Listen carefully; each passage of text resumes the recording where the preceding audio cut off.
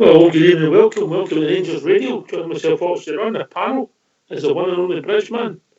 And young, I'm lying there, Bridge, and Portbear. How we doing, gentlemen? That was quite good there. That was quite good there, actually. Quite good. Can I just say a big good evening to you guys in the panel? Huge good evening to the boys in the lobby and to all the Rangers fans listening in all over the world. Good evening and welcome to Rangers Radio. How we doing, Port? Very good, mate. Very good.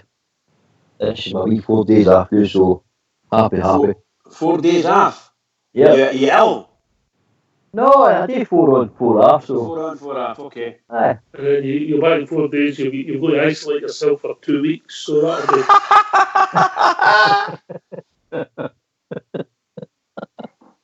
Brilliant. And how's that, mate? How's that? Aye, because the world's going mad. Anyway, we've got a big game tomorrow night. You're looking forward to it, Port? Certainly I'm going up. I'm meeting Skipper and a few other boys. So, right, okay. We'll enjoy it. You can up with the bistro? I certainly am. Yes, that's why we'll be there. Okay, but I'll be there. At least you managed to keep some of your rings and all that with nobody being able to shake hands with Skipper. I think you saw last time. So. Poor Skipper. Poor Skipper. I shoot combs in once and I lost my tie pin. That's how good he is. Wow. Did you hear your Stardog is getting a fair bit of fan mail? It's been I've got to be honest with you, look, I'm not one for spreading rumours. Shocking. I'm not one for spreading rumours, but I think someone will be sending himself. I think so. Some very rude stuff as well, may I say. You know, I mean, look, they've all had it one here. Bar me and Fox, mate, we don't get anything. Bridges for the Bloomers, JFK's for the Knickers. We've had it all, mate. Aye. Stardog all that came from Skipper. Stardog's got himself out there on Twitter, so he's getting some interesting stuff, mate. So, he's set himself out there to the electronic world. Bridge was part of the Twitter for a while, wasn't you, Bridge? Oh, 2 days, I think. I couldn't go with it. I must have got about 14 messages. And I didn't know who they were from or something. I just shut it down. Ignore it all. I'm not very good at these things. I'm quite happy with the wee WhatsApp, I go in there and watch it. Mind you, I was shocked. I was shocked with you, poor Bear, and Stardog. Absolutely shocking behaviour on that WhatsApp. You remember, mate, on that WhatsApp group, poor Bear, there's a lot of Christians. No. It's because of a bit of harmless banter. Harmless banter, yes. Right, we've got a press conference from the manager. It's a bit long. We'll start building up to the game. I think you've got some interesting facts you want to look at. How much money this team's potentially worth that we're playing them all right? Yep. What was the figure you sent to me? It's a potential 500 million. That's what's worth. 500 million. One player, a guy called Kai Havertz, alone, starting value 100 million. Real Madrid are already looking.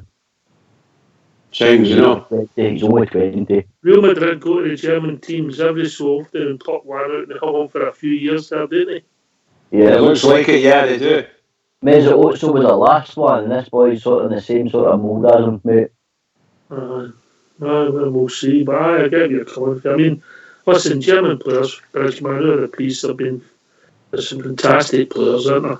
Wow. Real athletes, and very down to earth, by the way. Well, very down to earth, But some great players, great skills.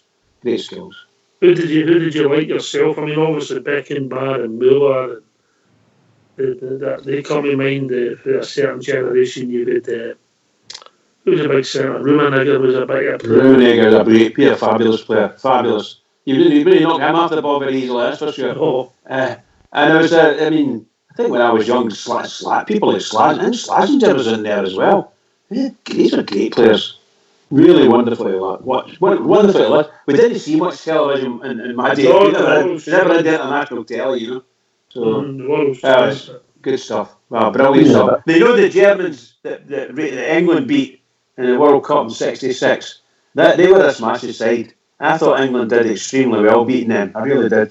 I thought they were a really good team. That's when we were young and fresh and we could understand the movements in football. And Ramsey's robots ran them into the ground, and that's the truth. Aye, it was a feat to win it. But Germany have always had some fantastic players support it, even if we grown up. Yeah, even I'm 43, so the guys I grew up watching were like Andres Bremer, Lothar Matthäus, some actual fantastic players. You think he was the best player in the world for maybe a couple of years, Matthäus? Matthäus. Oh yeah, absolutely. Easily. What about the boy who played for Liverpool? Was it Didier? What was his name? Hamann. I thought he was a brilliant player. Brilliant player. Rudy Voller, yeah. Matthäus Sammer. He played with Real Madrid as well. Real Madrid, and he played with Dortmund. They've had fabulous players. There's absolutely no doubt about it. And when Eintracht Frankfurt came out to Ibrox to play the Rangers, my God Almighty, they're playing football that we'd never seen before. Incredible stuff. They absolutely tanned us. That was a year that they lost to Real Madrid in Glasgow. Do you think we learned from that? Bridge that we had to change? Well, to be honest, it probably did. But a couple of years later, Spurs came to Ibrox and leathered us as well. But my man says that was the best team ever seen. That Spurs team. Oh, they were wonderful players. And it's really not just that. But then you didn't get very many, shall we say, foreigners playing in the game. And I think the only foreigner two foreigners in their team, if my memory is three. They had Dave Mackay, they had the boy Brown in goal, they had John White, and they had Cliff Jones in the left wing. And I think that was all they had. The rest were all Englishmen. So that's tremendous, Brilliant. And two of them made a kill to get to play for the Rangers, eh? Oh, absolutely, pal. Absolutely. It's funny how football works out, isn't it? They were really good. They were really good too. And then they improved it greatly with getting Algozina in. And oh my goodness gracious, what a team they were. Jimmy Greaves. Wow. These guys were brilliant players, by the way. I have to tell you. Brilliant players. Right, well, get yourself on mute. We'll hear for the press conference, then we'll open up for calls and we'll see where it takes us. Port Bear, what do you think? Right, mate, superb. Can't wait to hear who's coming in tonight. Looking forward to it. You never know in Rangers radio, do you? You never know. I never know, mate. But looking forward to talking to you about it. Cheers, mate. Get yourself on mute. Let's hear from your manager, Stephen Gerrard, MBE. This man next to me is available. He's trained the last couple of days and come through and looked very good. So Scott's available. Ryan Jack won't make it tomorrow. Hollander's played in a reserve game last night. Played 45 minutes and come through okay. Jermaine Defoe's going to be out for minimum a couple of weeks. He's got a calf problem. James Tavernier never trained today. He's still got this foot problem. But we'll give James every chance. We'll wait till the last minute on James and we'll go from there. How excited are you about this last 16 side tomorrow night? Yeah, very excited. I think it's a fantastic game for myself, the players and our supporters, and I think together we've earned this chance and we've earned the right. We've done ever so well since the first qualifying round. We're the only team left in it from that stage, so of course we're very excited and really looking forward to the game. Do you have to take advantage of having this crowd behind you in the first leg? Yeah, always. I think the crowd will definitely be with us. I think they really appreciate the work and the effort that's gone in to get us to this stage. These were the nights that they wanted when I first come in the door, is the pride back amongst the European competition. And the players have earned that, so I'm sure the fans are going to be right behind us and we're certainly going to need them. Stephen, can I get your reaction to the return leg being played behind closed doors next week? I'm not delighted about it, that's for sure, because I think football's all about atmospheres and supporters and people getting the opportunity to go and follow the team, and especially when you're at this stage of a competition. I know how excited our own supporters are, so For both clubs, it's not an ideal situation, but it is what it is. We've all got to follow medical or the experts in this situation and do what we're told. Have you played in a match behind closed doors before? Not a professional game, I don't think. Not off the top of my head. I've obviously played in a lot of reserve games where there's very little people in the crowd, and I've also played in like bounce games, for example, at Anfield or on an international break where a team comes in and you play 11v11, and it's not what you look forward to really as a player. Part of being a footballer is the experience of playing in great atmospheres with fans behind you. But we all have to accept the rules. I don't think we've had official confirmation on this just yet from our end. But it's certainly looking likely that it is going to be the case. What do you say to the Rangers fans, because they obviously travel in the numbers they have throughout this competition, that do still want to or do still attempt to go there, whether they're getting into the stadium or not? Well, I'm no expert in terms of giving advice out in this situation. I think it's a very unique situation that I've never faced before, and I'm sure the fans will do what they want to do. So I'm not really sure what message to give them really. If they decide they've already paid for flights and booked flights and they want to go and support the team in any way, shape or form, I'll go with that. Stephen, how has the spread of this coronavirus disrupted your preparations, not only for this game but also the lead next week as well? Well, so far it hasn't really. We've had a couple of meetings with our own medical team. We've also had to attend some meetings to do with the SFA. On the coronavirus, and we're basically just following medical instructions. But in terms of our preparation on the pitch and the tactical side of it, there has been no impact as of yet. So preparation's gone fine, and we're ready and ready to go. Have you been able to get scouts out to watch Leverkusen with travel disruption, things like that? Yes, we've had scouts at the last 3-4 games. And my own personal analyst was at the last league game of the weekend. Considering the sort of measures Germany's putting in place for next week, is there a worry about you guys going over there, considering how sort of vast the spread of the virus is over in Germany at the moment? I think it'll only become a worry for us if our own medical people that we trust in this situation tell us it's going to be a worry or a concern. That isn't the case as of yet. So we'll just follow the instructions that we're told by UEFA and by our own medical team, and we'll do what we have to do. I think it's a concern and a worry for everyone worldwide.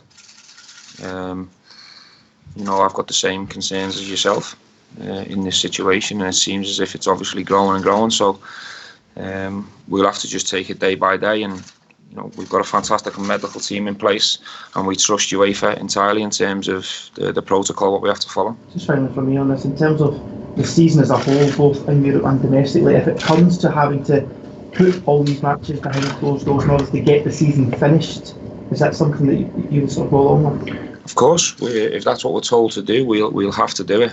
I think it'd be a real big shame for everyone around Europe and the world if the league campaigns and cup competitions can't finish, because people have earned the opportunity to get to the stage where everyone's at. So I don't want to see anything finish right now. If we're told the only way to get stuff finished off is to play behind closed doors, and we're told to do that, we'll follow. Stephen, you said you had your own personal scout looking at Leverkusen. What have you made Sorry? of them? Your own personal scout looking at Leverkusen at the weekend. What have you made of them and the danger they'll pose tomorrow night? When I say my own personal scout, we have the Rangers scouts that follow teams and the opposition and do analysis on all the oppositions we play domestically and in Europe. But in this occasion, I sent my own analyst who I work on a daily basis with, because we had the opportunity to do that and we had the time to do it, just to get another set of eyes on them. But even, outside of the scouts and the recruitment and the people that we've had watching them, I know they're a fantastic team. I think anyone who's sitting in the top 4 of the German league and the Bundesliga, you have to respect instantly. I think the Germans one of the strongest leagues in the world. And this is a team that's competing with Bayern Munich and Borussia Dortmund and Leipzig, who have shown over the last 2-3 weeks in the Champions League that they compete with the top teams in the Premier League. So we know what we're dealing with. We know the challenge. Going back to the first question, this is an opportunity that we all want to try and look forward to and relish. and go and give it our best shot. What are your best performances this season, Stephen? Coming in Europe, how confident the boys can get back to those kind of levels that you showed them in Braga? I think we'll find the performance. I can see the boys focused in the preparation. They're lively in the last couple of sessions. So, we all know as a group, collectively, we're going to have to find the performance if we're to compete with this level of opposition. But sometimes it takes an opposition like this to roll in to find your best, and let's hope that's the case. Stephen, you said 7 days ago after the defeat to Hamilton that you felt flat. How do you feel now, 7 days on? Yeah, but 10 days ago I felt on top of the world. I felt awesome, and I felt so proud of my team because they just knocked Braga out the competition. And if you've done your own work like I've done my own work, I think Braga have lost 2 in 13 and they've just sold the manager for 8.5 million. So that's what happens when you're a manager. Some games and performances and results make you feel a little bit down and flat, and you've got to bounce back from them. And some performances make you feel incredible, and you've got to try and pull yourself back and stay balanced. I'm not perfect at that just yet, but it's certainly an area of my game that I'm going to try and improve. There's been a lot made about those highs and lows for Europe to domestic form. Do you notice a difference in the players going into these European games? I have on certain days in certain situations. And I think we're here to talk about this game, and I definitely see a focus and a determination to go and put a real good, proud show on for our fans. When these fans are behind us in this stadium and we can find that level, we're a good team. We're a good team. So we believe we can compete with anyone that rolls in here. And you had your first experience of VAR over in Braga. Can I just get your thoughts on how you thought that worked? Well, we haven't had any issues so far. In terms of us personally, I think the VAR and the both games against Braga went pretty smooth for the officials and us. We're pleased that it's in place because you see a game domestically at the weekend again where a blatant penalty is being missed. Over these both 290 minutes for both teams, it'll be the outcome won't be decided on situations that happen in the game, which is great for both teams. Scott, can I just ask how you feel about going over there and playing the away tie behind closed doors as a player? Similar to the gaffer's feelings on it, I think when you play football you want to play in front of people, but overall kind of focus on it is you need to try and win the game. The focus, the challenge doesn't make any difference. We're going to need a big performance like a Braga performance, whether there's people in the stadium or not. But of course, if that happens and it's official, then we feel sorry for our fans because through the whole competition last season and this season, they've followed his numbers. And I guess for you guys as players, you've played so well to get to this stage in the competition. You want those special atmospheres, you want those special nights, don't you? Of course, and Germany's very well known as for the atmosphere, so it was one we were looking forward to. But of course, the bigger picture is people's health, and the people that are in a far bigger picture for us, then they take the necessary treatment on it, and us as players just need to go out and play football. Well, it is a strange week in terms of the Old Firm games coming up on Sunday, but there doesn't even seem to be a lot of focus because this is such an important game. Is that almost a blessing in disguise that you can just focus on tomorrow night? I think it can be at times. For us, throughout the whole season, and particularly since the staffers came in, it's always been that one game mentality. So I think we'd be naive to overlook this sort of opposition and this sort of stage in this competition. So I think if you think in the next game, then you're going to come in for a tough night. So of course it takes the focus off that game, and after Thursday night, Friday morning, we start looking at the next game. Because early on last season in Europe, I think the manager repeated that you had to believe you could hurt teams. And now it seems that you do have that belief. Is that what the squad see as well? Certainly. I think if you look at the Braga performances and as the two games, I think we deserve to be in this on merit. I think the two performances were, particularly the last half an hour, obviously here, getting the 3 goals and going after them, and then a completely different performance over there when we were compact and contained them for the large periods of the game, and Ryan scores his goal. So we're going to need that sort of belief, that sort of structure within this if we're going to go any further. Scott, do you view this as a step up from any of the previous opposition you've faced this season? I think very similar.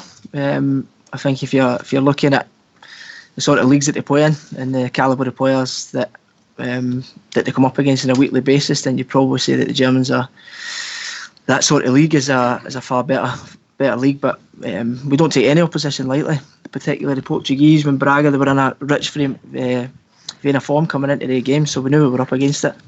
And likewise with Leverkusen, we know exactly what we're up against here. We've done some homework. We know, hopefully we know how to hurt them, but we know how they can hurt us. So as I say, we've done our homework and we'll look forward to this game. Scott, what is it about the European games that support the best in the team? I think under the lights, European football, I think if you look at any club, any fans that has the opportunity to come to the games, and players are no different, you want to perform in these stages. And I think as a whole, particularly this place is rocking, I think there's no better place to play really. Stephen, could Leverkusen not have many fans? The game in Germany potentially work in Rangers' favour? Well, I think first things first, we have to obviously face Leverkusen tomorrow here in front of a full house, and then I think we analyse the next test and challenge from the final whistle really. See what the scoreline is, see how the first game went. By that time we'll have experienced them up close and personal in terms of the strengths and the weaknesses. But of course, having no supporters there at this level of game will have an impact. I'm sure it will. But I think you have to analyse that situation and come back to that question after the first leg to see where the scoreline and the tie lies. How is your pitch likely to play tomorrow night, Stephen? Well, unfortunately, we weren't in a position to allow ourselves or Leverkusen to train on the pitch. I think it's been well documented the problems we've had and the extreme weather conditions we've had over the past 8 to 12 weeks. It's not in fantastic condition, but the groundsman and the staff have been working tirelessly to improve it. It is slightly better than what it was when Braga came into town. But what we wanted to do is give both sets of players the best playing service we could provide. And obviously training on that this evening or training on it this morning in terms of ourselves wouldn't have helped the situation. So I think that the right decision was made. But we do apologise for not making it available for Leverkusen. Going forward, Stephen, is there something that can be done about the pitch to improve it? Yeah, it will be rectified in the future. Will it affect how you approach the game tomorrow night at all? Are you still confident you play the style of game that you would like to play Stephen? Yeah, I think we'll always try and, we don't look to a pitch. Sometimes we'll adapt within game or prior to a game, but I don't think the pitch is in a condition where we have to rip up and tear apart our game plan or our style. But we have to be sensible, and if it is a wet night during 90 minutes and the pitch does begin to cut up, obviously as a player sometimes you have to maybe alter your decisions in game. Can I ask also that Alfredo has been a talisman for you at this level this season in particular? Are you looking for a big performance from him tomorrow night, and how would you assess his form just over the last few weeks when he's not been scoring as freely as he has? Well, I think one thing's for sure, for us to have any chance of progression through this stage, we're going to have all the players in form and at it, and to bring the best and max out over the course of both 90 minutes. Alfredo's no different. I think Alfredo's aware of where his form's at. I think we're all aware of that. But we all know that he's very capable at this level against this type of opposition, and him being at his best and providing or taking chances for us gives us a much better chance of progression. But I've got a decision to make in the number 9 position. Where do you feel his form's at, Stephen? Where do you feel his form's at? I've seen him in better form, but I also see him working ever so hard to get himself back there. And if he's picked tomorrow, or whoever's picked in that number 9 position, we need a real selfless performance, and we need them to be really tuned into what we're looking for from a tactical point of view. No one within this game plan or system can go off and do what they want, because it can be really damaging to the team and how we want to play. When you say you've got a decision to make, Stephen, is the way Canberra played in Braga, is that kind of in your mind, and how well that worked as part of the team system? I think it's definitely on my mind for sure. I think Canberra, to be fair to him, has been a breath of fresh air, whether it be from a cameo from the bench or when we've asked him to start. I think he's really tried to carry out what we've asked of him. He's brought energy to the team. Again, at the weekend, you can see his impact by his presence and his selfless style the way he plays. So I've been really pleased with him. But over the course of both games, and I'm sure we're going to need Alfredo and Flo, because obviously it's very disappointing not to have Jermaine Defoe available. He'll miss both games. Stephen, Have you made your decision yet on what you think is what will be the kind of last thing that affects that decision? It won't just be one single thing. It'll be who I think in front of this crowd can do the best job for the team, and I'll go from there. But I haven't made the decision just yet. Okay, Steve, can I just ask one more? Stephen, if James doesn't make it, do you have an issue at right back? Is Polster registered for this time? Do we have an issue at right back? Yeah, is Polster in the squad? Is he registered for this time? Yeah, he's registered, yeah. Plus we can also use young Nathan from the B list as well.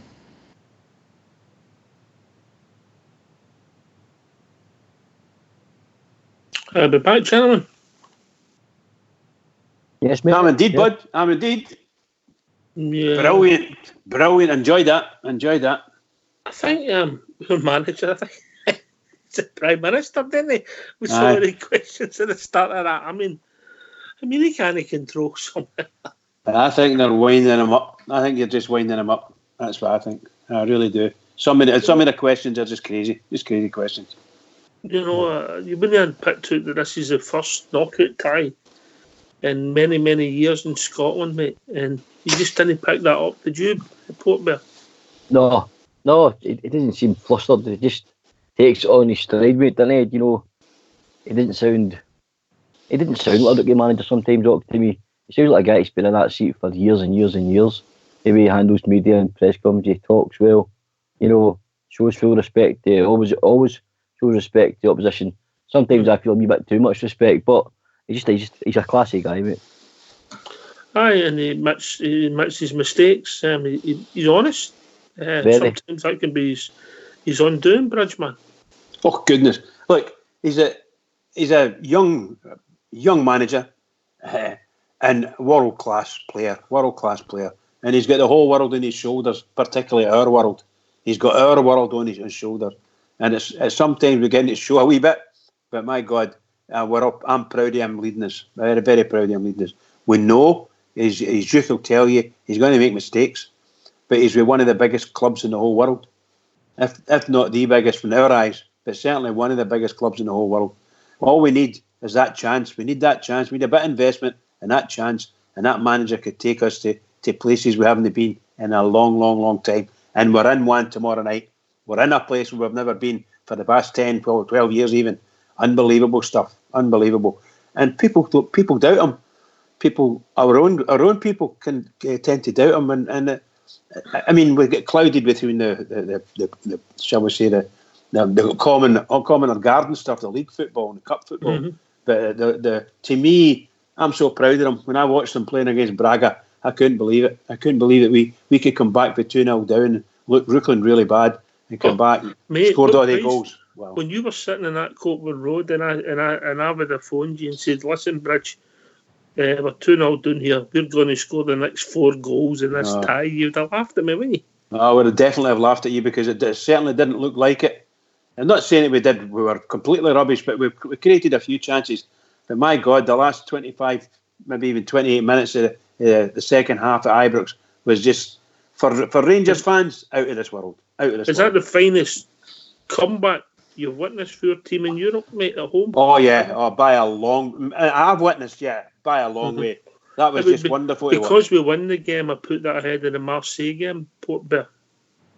Aye, and also, as we keep saying, and he admitted it, he's a young manager. He's made mistakes. He's still learning the game. So get Oaks. And I think he's had a fantastic 2 years in Europe for Glasgow Rangers, mate. I think he's done really well. He's over exceeded my expectations. And I've said that before on the show. He's over exceeded where I thought we'd take Rangers up until now. Yeah.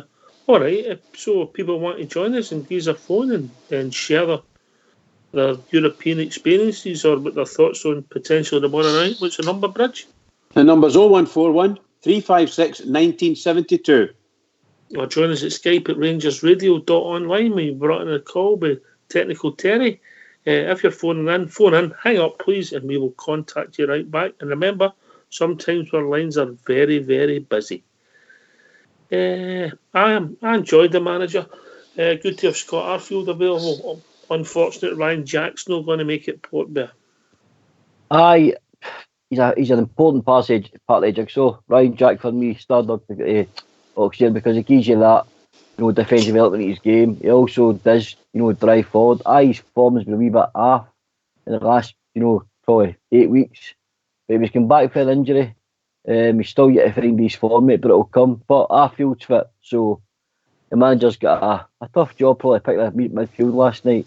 I've got a funny feeling he'll probably go with Davies, Arfield and Aribo personally. Just for that, the driving force from midfield, and Davies giving you the cover.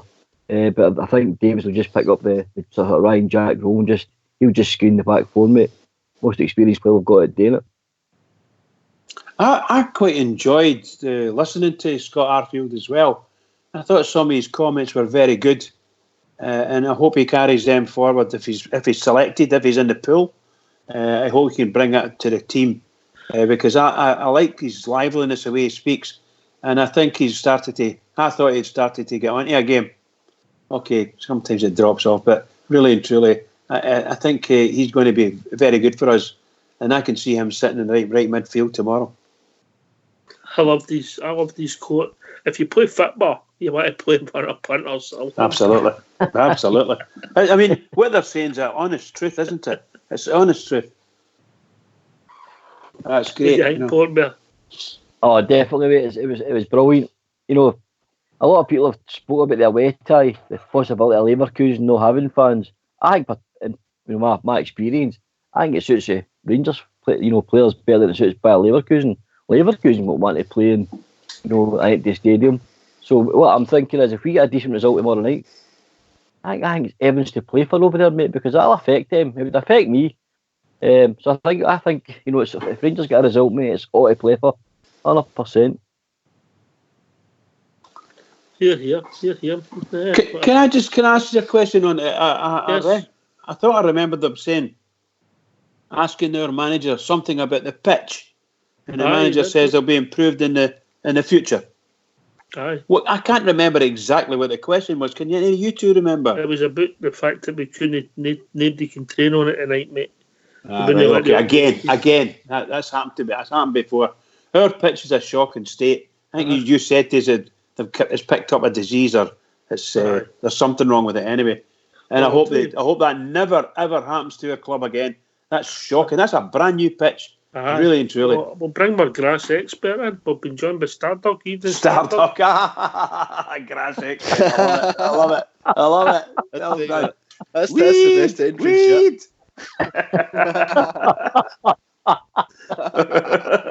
What? I'll say that's brilliant. Weed. I'll tell you what. Trust me, we've got a few of them on here. When you were naming German midfielders, the one midfielder that sticks out for my lifetime, I don't know how you rate him, but then he's mentioned him, Michael Ballack. Great player. Mate, modern generation, of course. Generation. I don't know if he'd be up there with Mateus or that, mate, but he was above average, put it this way. Yeah. If you look at his book, he mentions me in it. There's a couple of he mentions me. I like it. You're speaking about some of the greatest players that the world ever saw. Franz Beckenbauer, the Kaiser. It's just that guy was just amazing. And Müller, Gerd Müller. These guys are world class. I mean, absolutely world class players. And really and truly, it was great to watch them. They demolished a lot of teams. Demolished them. Did Michael Ballack play against us with Leverkusen? I think he did. Can I just cut across? I think we've been joined by James. Evening, James. Hello. It's nice to speak to you again. I just want to make a point of tomorrow's game. I think we've got a good chance, and we keep it very. Have you got his favourites, James? Like a very. No, I think what we've got to do is play the way that teams play against us, and make sure it's tight and hit them on the break. I get your comment. Yeah.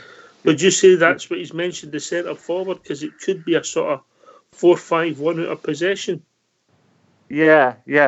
But what I was thinking of Morelos recently is they should coach him how to actually beat a goalkeeper. I've never ever saw him beat a goalkeeper. He's always in a rush all the time. I think he's got to be able to be taught that and go one way or the other way.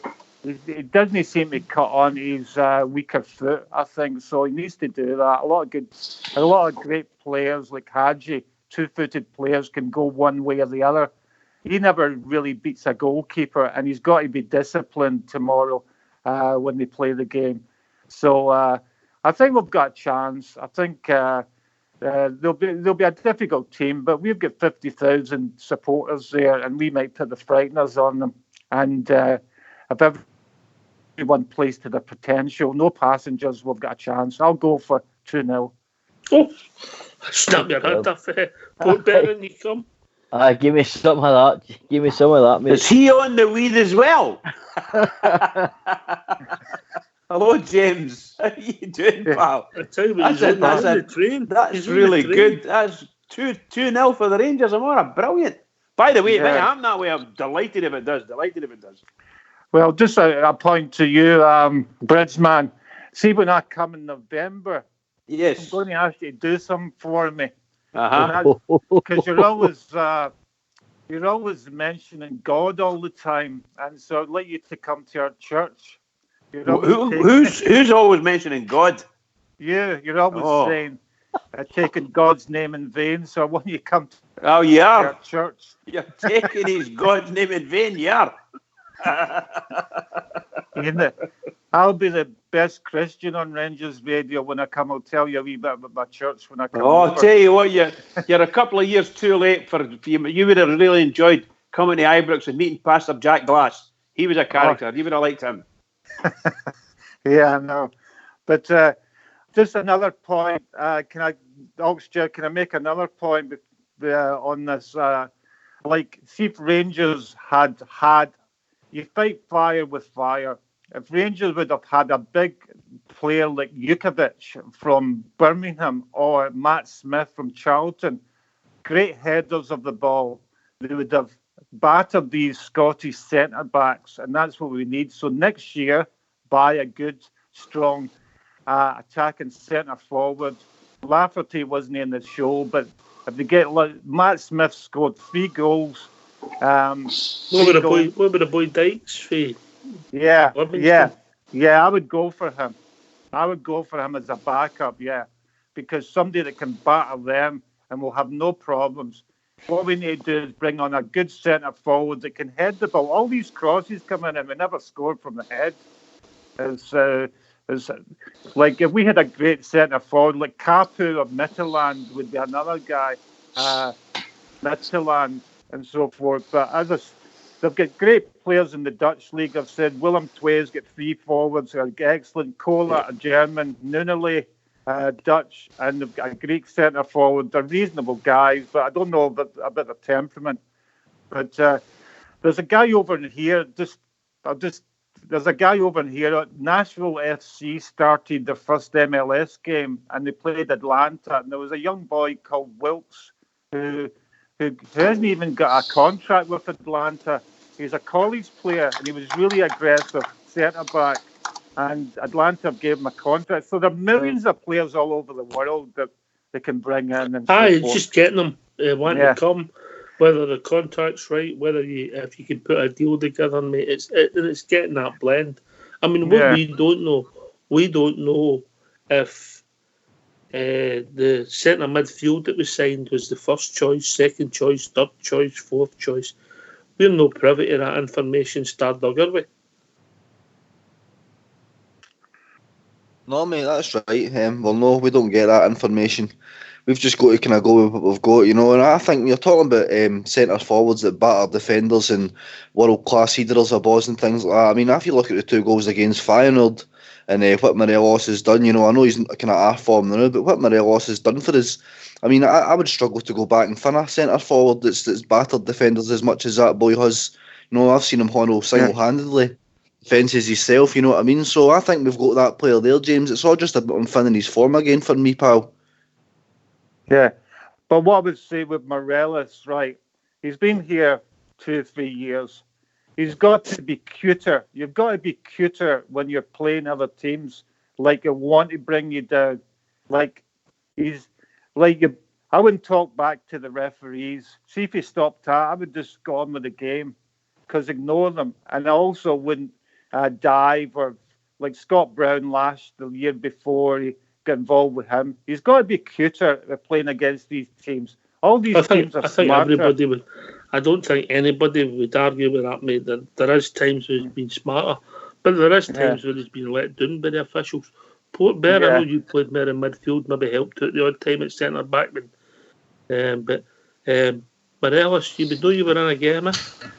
Oh, definitely, mate. You know, the question about his temperament, mate, I was like at the early part of my career, but the older you get, you do get a wee bit cuter, you do get a wee bit wiser, but I never experienced the harsh treatment he gets after referees, Yeah. you know, that he gets. And I think that's a big part, because that's where his frustration for me builds up. Because, you know, it's like he's going to his work and he's got somebody that's blatantly, it's like getting picked on at your work, isn't it? And it just seems to, it would frustrate me. And I think it would, even the calmest and sanest man on the pitch, I think if that was happening to you week in, week out, you would soon be throwing your arms up, pointing at the ref, you know. I know it's a wee bit of petulance, but I think there's a lot of anger in it as well, because I do think he gets treated pretty harshly, mate. Can I come in on that, Alex, yeah? On you go. Right, I was going to say, I agree. I agree with what poor Bear's saying.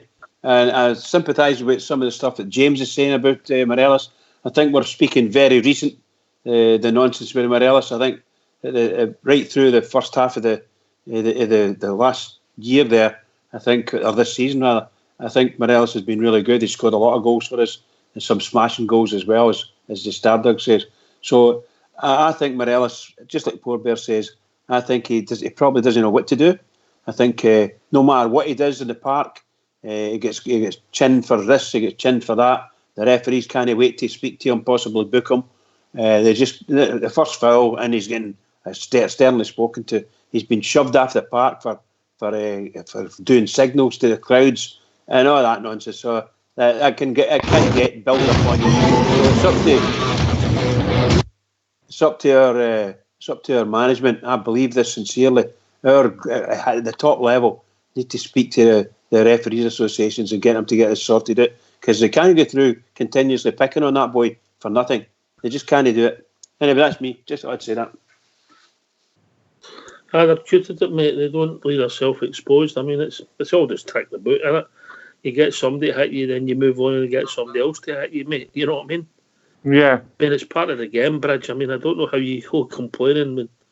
Would you say, oh, sorry, the big boys have been too rough with a wee player? Yeah, well, all I mean is it's not even so much the players doing it; it's the referee continuously. It's a continuous, and then the media off the park. I'm glad you mentioned that. Anybody who's got a chance, mate, read Club 1872 report. I was sent it this morning, and I thank the person who sent it. Maybe I read it when I came in for work, and there's some interesting stuff in that, and you might like it. Listen, James, we've got some more callers coming in, mate. It was a pleasure. To speak to you soon, mate. Take care. All the best, James. For the Rangers. Take care. 2-0 for the Rangers. I hope you're right, James. I hope you're right. Come on, the Jazz. Brilliant, James. Brilliant, mate. I am the god of hellfire, and I bring you fire.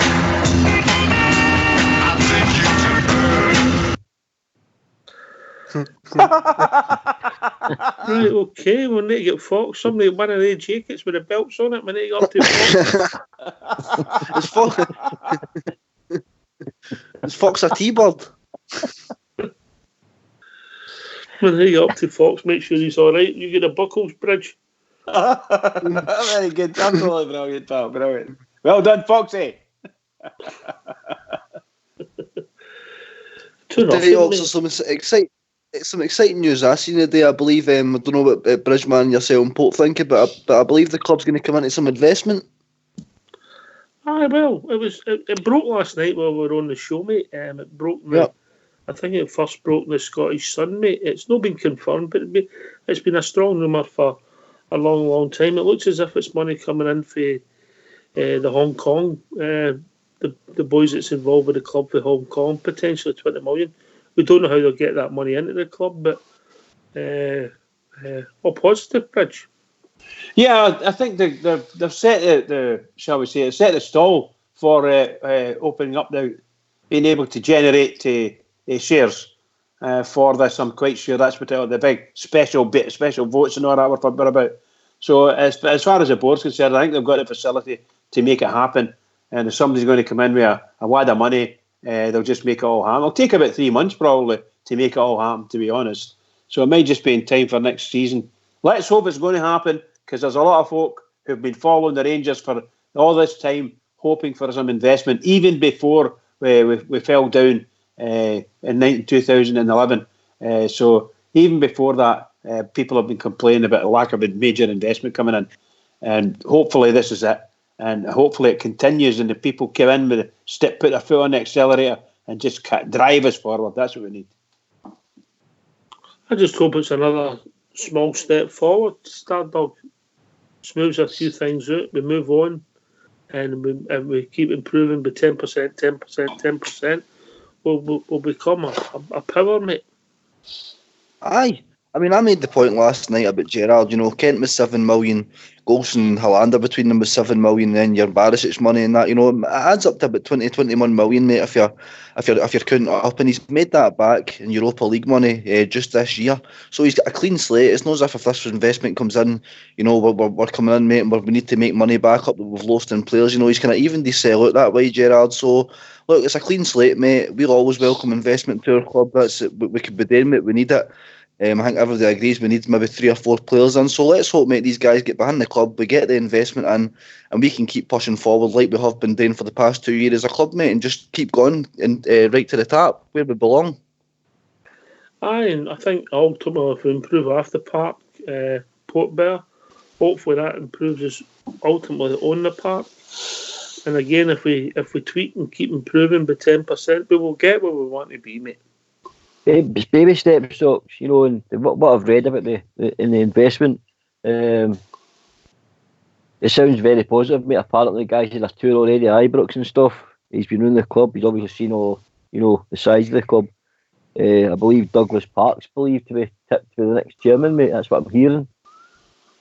So there's also, when the new guy takes over, there'll obviously be a bit of a board reshuffle. So what I think will happen then, this guy might get the opportunity to further invest, you know, buy up the rest of maybe Mr. King shares, or as Bridgeman says, a share issue.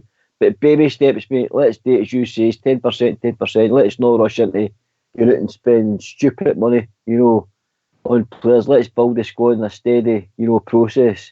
As Stardog says here, let's get 4 or 5, you know, real quality players in to give the players that's there a hand, mate, because that's how I think we're lacking. Easier said than done, but aye, hopefully we get there. Bridgeman, I mean, we're talking about these baby steps. I think the trouble is we've took giant steps in Europe. Absolutely. In the last 2 years, mate. Yeah, absolutely. And the thing is, if you want to keep it going in Europe, then you need to have the quality players to be able to do it, and maybe even take you further. And yeah, these baby steps are necessary and part and parcel of what they're trying to achieve. And they're, by the sound of it, they're trying to achieve quite a lot. My hope is that the investment comes in, and I think Foxy and I talked about this a long time ago as well, is that the investment comes in and that looks after the club at that level, and the money comes in and looks after the season ticket money and any transfers facilities, all that, and that looks after the players, and we're able to run the two things in the one, you know, that's all we're looking for. We don't want the players, us putting the season ticket money, all of a sudden we're in debt, we have to pay all this debt off. We need to make sure that we don't get ourselves into debt, or the business side of it, I've got enough cash in there to worry about and clear out any debt, so that any monies that we're putting in is going straight into the benefit of the club, the football team, and other players. That's what I want. Does that make sense?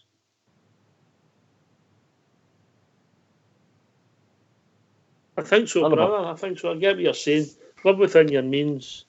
You build up your infrastructure with certain bits of money, and you say spend all your season ticket money on the debts because you know the lights are covered, the bills are covered. Is that the? That's it, pal. Okay. I'm hoping that we don't go mental. The first bit of money that comes in for the European area Because I don't know. Did our books get published for last New Year? The year end? I can't remember if the books were published. The accounts, I mean, So we won't know how much we've done, how well we've done, and we'll still get court cases, And so once we get to the summertime, we're going to know a good idea where we stand, and hopefully this money that they're talking about is going to be there.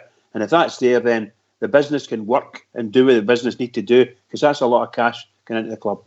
Bridgeman, can I just give you a wee annual reports that I've just looking at? Excellent.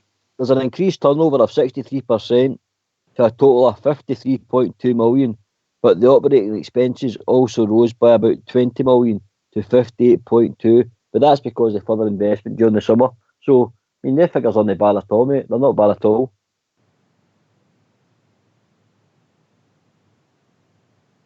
When you say figures like that, it sounds really good, and this is when you're looking for end of the season. We want to get to the end of the season. You've heard me saying it. I don't care. We need to get to the end of the season. And okay, we might not win the league, but we still need to be in the second place. We need to be in the second place so we can go back into Europe again. And that gives us a chance to put whatever investment comes in, whatever monies we earn out of this Europa League run, we invest that into the club in some way or other. Obviously, one of the things that we're going to have to invest in is a new pitch with the sound of it. So let's get that done, and let's get some more players in of quality. I don't want to bring in 6 players just to replace the ones that we've got rid of, and they're the same quality. I want better quality players, and that unfortunately is going to cost cash to start with and wages to continue with. That's what it's going to cost. But you could narrow that down to 4. Get 4 players in, which is my thoughts. Get 4, maybe 5 if you're lucky. Get 4 players in, but they've got to be quality and carry us through. One man, one senior member, got to be the captain. Bring him in.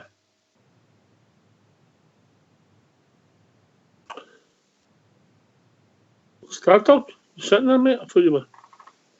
No, I think what Bridgeman says. This is your bag. You're more a kicking the ball man than the pounds, but if you've not got the pounds, you've not got the quality of player, have you? You've not got the quality of player, mate, if you've got the pounds. And even if you've got the pounds, it's still a struggle to attract a certain type of quality of player, mate, up to this league and things like that. You know what I mean? The European nights and things like that are attractive. They're all firm games, but not many folk are keen on going to Hamilton a Tuesday night away, mate, and a winter's night. So, there's positives and there's not so many positives about it. But, what Bridgeman says there is an important thing. We've got to go with what we've got to now until we get to the end of the season.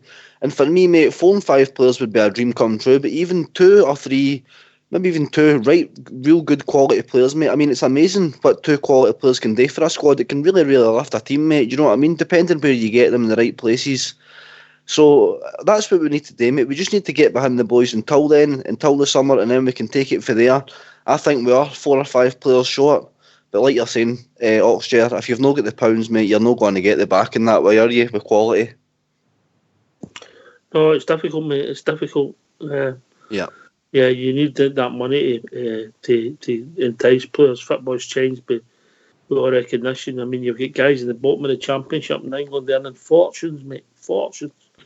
Aye, and that's my point. Even if you do find that player, that you think you can afford and you can afford his wages, does he want to come to Scotland? Do you know what I mean? That's a problem in itself as well. The league's not exactly an attraction, and that's not their fault. Do you know what I mean? But it's just another point. I'm sure we can discuss that. But I'll go back to my point a few minutes ago. Anybody who wants an interesting read to see what's going on just outside the club, but connection with the club, Club 1872 published their annual document today, and it was interesting, real interesting reading. Mr. Bridge, I suggest you've had a read it. You might find something quite interesting concerning your pet hate. You mean the BBC? I never said that, mate. I just said your pet hate. Okay, the BBC then. Well, I think the BBC have just are showing themselves up to be showing what they are. Every single one of them should be ashamed of themselves. Just ashamed of themselves. Yep, and I'll get a read at that. I never knew it was out, so I'll get a read at that. I'll be very, very interested. I love these things, I want all these people to fail miserably in their life, and it really, I sometimes wonder why on earth. What are they bothering about Rangers for if they're not going to come to Ibrox and report? And here we are, we're going into this huge game tomorrow night. Huge game tomorrow night. Biggest game in Scotland tomorrow night. Biggest game of the season for the whole of Scotland. If you're interested, nah, they don't care. They don't want to be there. That's all I can say. Who was sniggering like a school kid in the background? Who was it? Me, it's me, Bridgeman. That's the line of the night. I want this mob to fail more miserably than they have enough for entire life. That's going to be the best line of the night. Well, I do. Because that's what they want that of us. They want that of us. That's all they want. They want us to fail. That's all. They don't care about us. They're not interested. They hate us, and they can say all they want. They hate us, and we must realise that. We must realise it.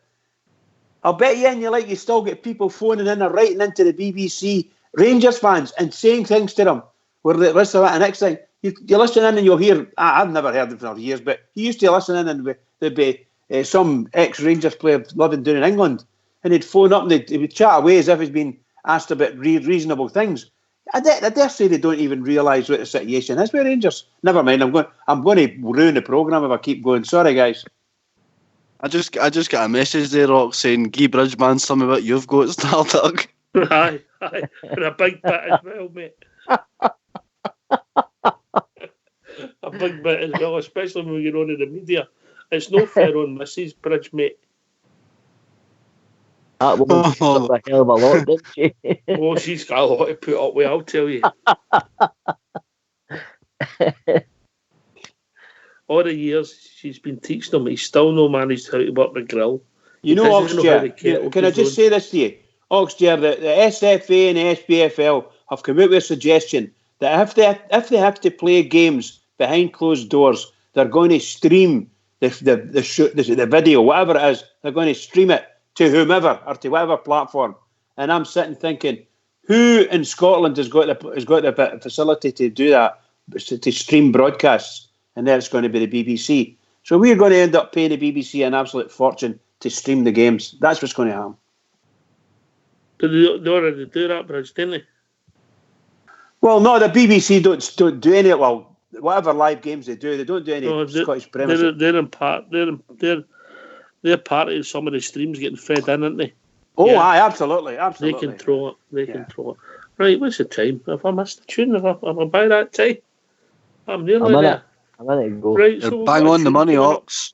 We get a tune coming up, and so after the tunes, if people want to join us and give their thoughts on tomorrow night, what's the number, Stardog? The number is 0141 356 1972. Where else can you join us, Bridgeman? You can join us on Skype at rangersradio.online, and Technical Terry will bring you in, or Foxy. They'll look after you and make sure you enjoy yourself. So please, relax and enjoy. Let's have a tune. We are the Rangers FC. We are the people, you better believe. We are together, we're doing the bouncy all over the world. We had our troubles, but now they are gone. They tried to kill us, but the Bears we stood strong. We are together, doing the bouncy all over the world. Lucia by Bronx for Lancer at 3. We follow, and God save the Queen. You'll hear us singing, doing the bouncy all over the world.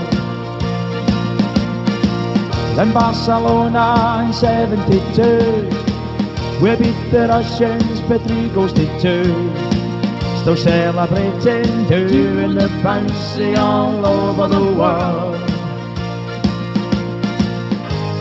Glasgow Rangers are back where we belong.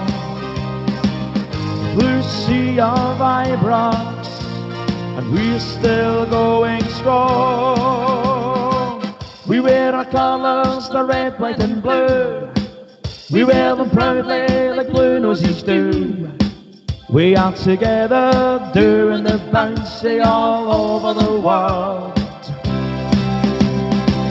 The pride of Scotland, but that's nothing new. The pride of Glasgow, and Glasgow is blue. We are together doing the bouncy all over the world. To be a blue nose, it fills us with pride. We are united, we'll never divide. We are together doing the bouncy all over the world. Doing the bouncy all over the world. Doing the bouncy all over the world.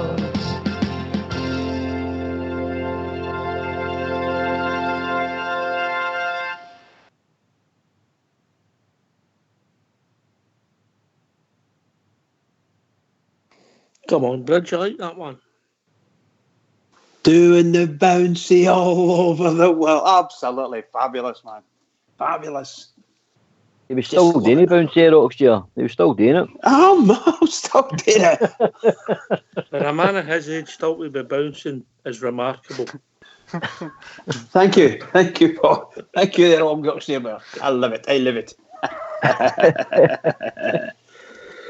Without the aid of medication, I may add. Indeed, of any kind. Of any kind. Right, tomorrow night, near Ryan Jack, Bully play Edmondson, bring back Carthage. I can't see Hollander playing anybody else. Right back, we've got the right back situation to sort out as well, mate. We'll be Poster, Patterson, the two P's. I've got a funny feeling Tavernier's going to play, mate. I don't know why, but I just... Right. It was. I seen a wee clip on the internet today regarding Hollander, and maybe they were saying it might not be tomorrow night, but possibly Sunday. But we'll get to that probably later on in the week. But depending on how fit he is, mate, would you take a chance on Hollander tomorrow night? I think you've got to be fair on the person. Aye. Well, what are we getting? A bit of water here. I think Bridges having a wee toilet. What? What was that? Somebody splashing the water. No. Right, must be us hearing things put better. Aye, it's definitely a liquid invention. A liquid invention? Intervention, sorry. Love it. Aye, it was definitely liquid. Well, Hollander, no, I think you've got to be fair on the guy as well, mate. Aye. I think, and I also think that if you asked him if he wanted to play, the answer would be aye. But you don't even ask a question, mate. In my opinion. No, I agree. It's probably a safer idea to do that because it's not as if we're in dire need. There is two centre backs there, so what's the point of injuring them or clearing up the injury again when we've got cover there? So are you talking about Tavernier at the moment? Hollander.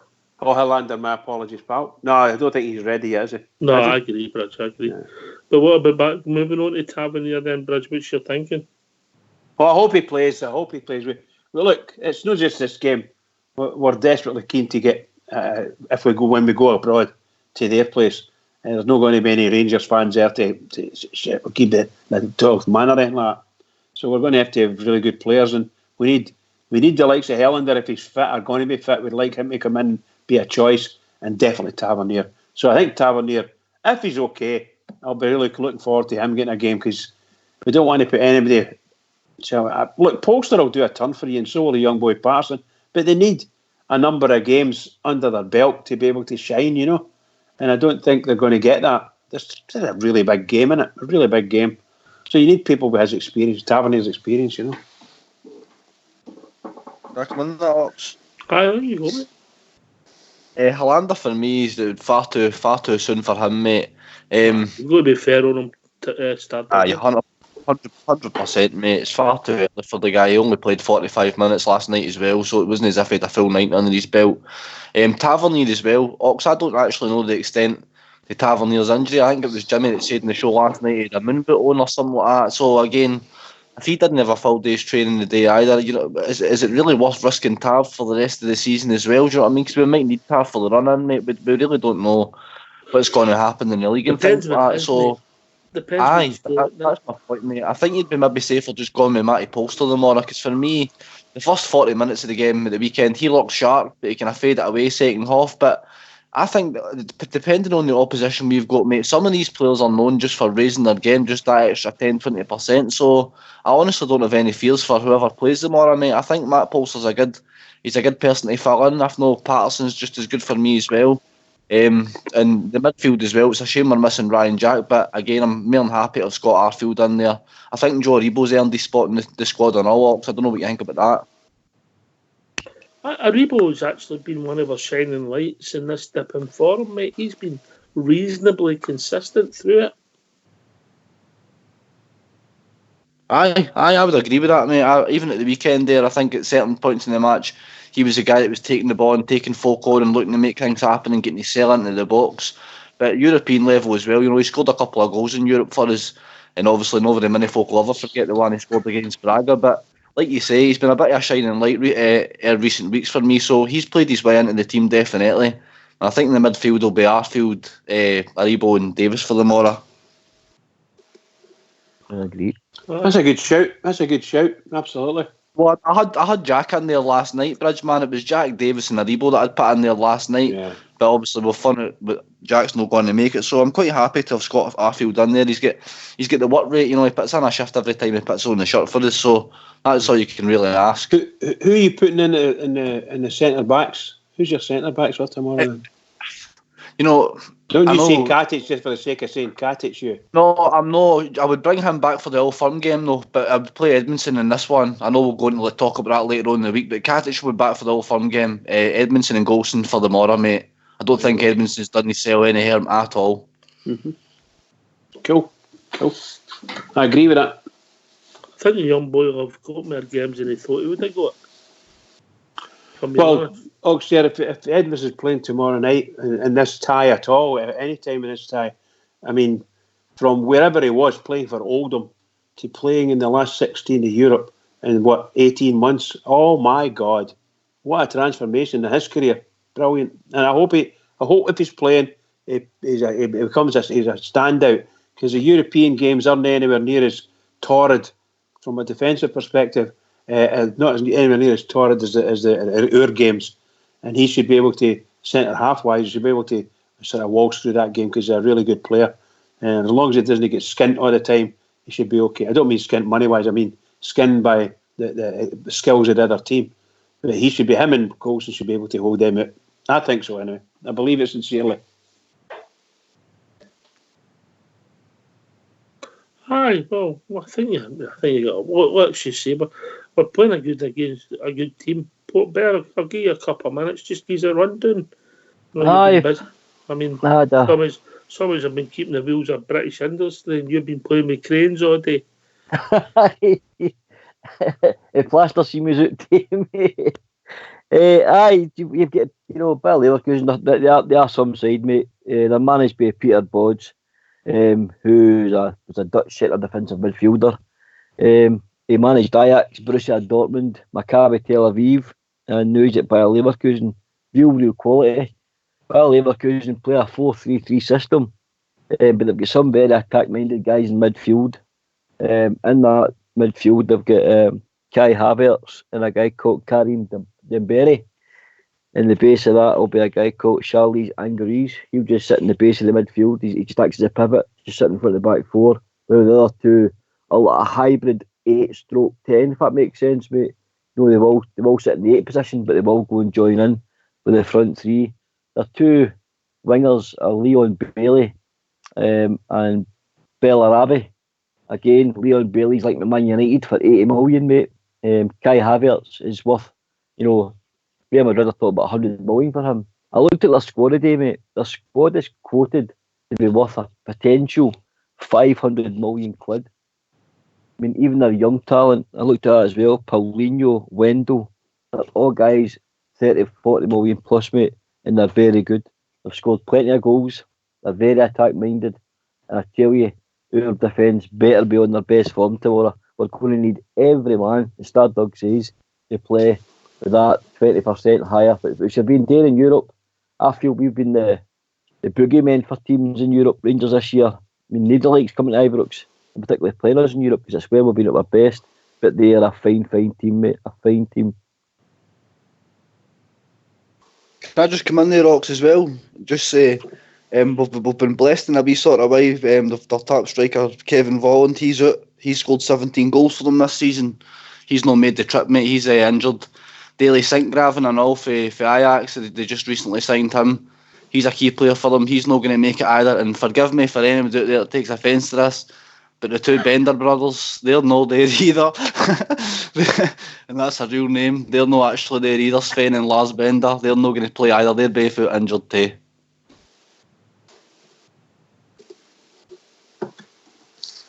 That's a frightening amount of money. Where are you getting that base for, mate? Just out of curiosity.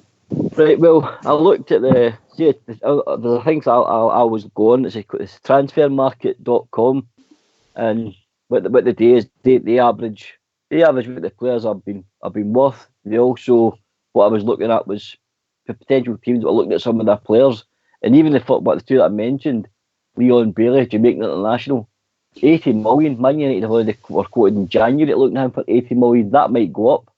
And then you get the boy Kai Havertz, who's the next big German superstar. They've got a value on him at 100 million.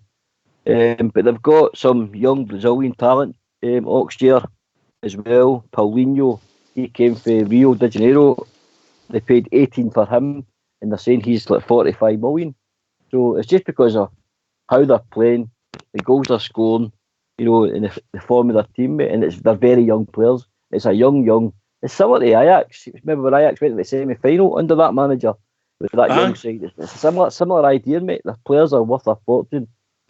They are the team of the young players. Just out of curiosity, then, roughly, and I don't expect you have what are we being valued at? I'm sure if you just go on the players that Gerrard signed, it's about 21 million just on the values. 21 million.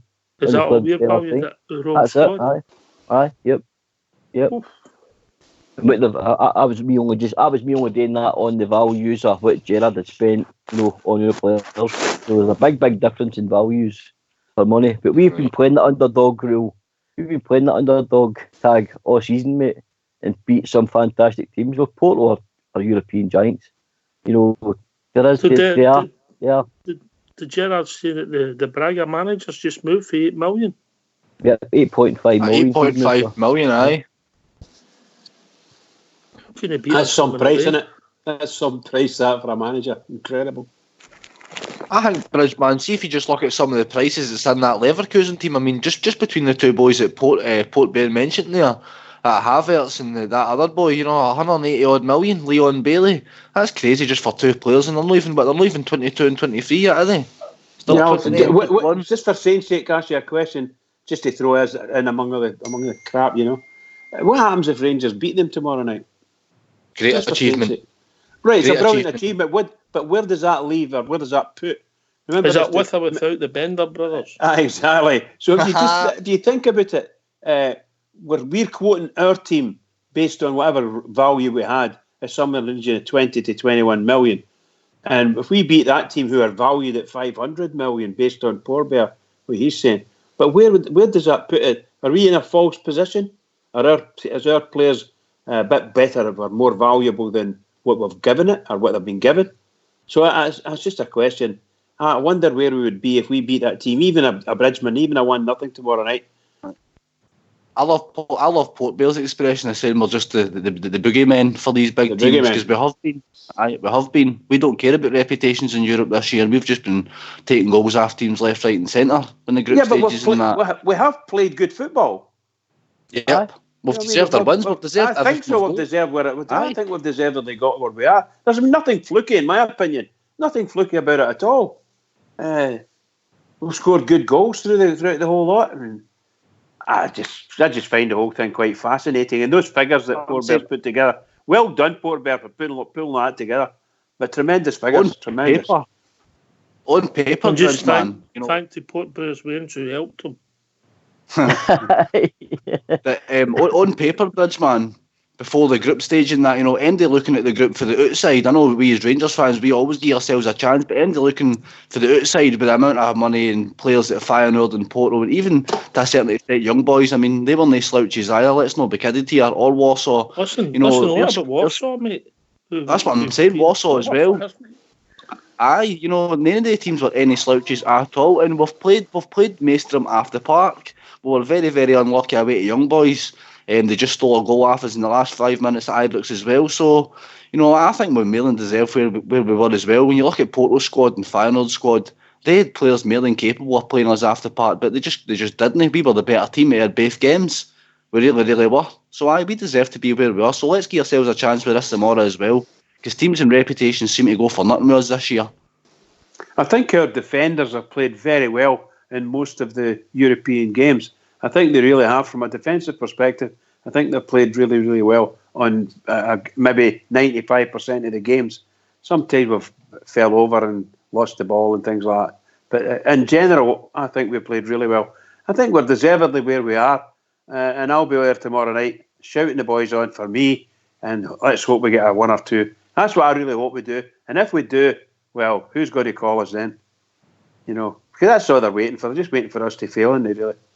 That's the way I feel about it. I don't think the last 16, to get to where we are now, I don't even see it as a failure, mate. I really think we've went above and beyond, where I expected it to be this year, mate. So if we go out in this tie, I will still have my chest out regarding the European run this year, because in my opinion, it's been fantastic. We've beat some fantastic teams, and like you said, Bridgeman, and we've played them after part. It's not been a struggle in some of these, especially the knockout ties. We beat Braga convincingly. We're doing 2-0, but we showed something, that we've not showed for a long, long time. Over the last 10 weeks in our squad against Braga away, and that was a great European night away from home to go and get a result against them, because they're no mugs.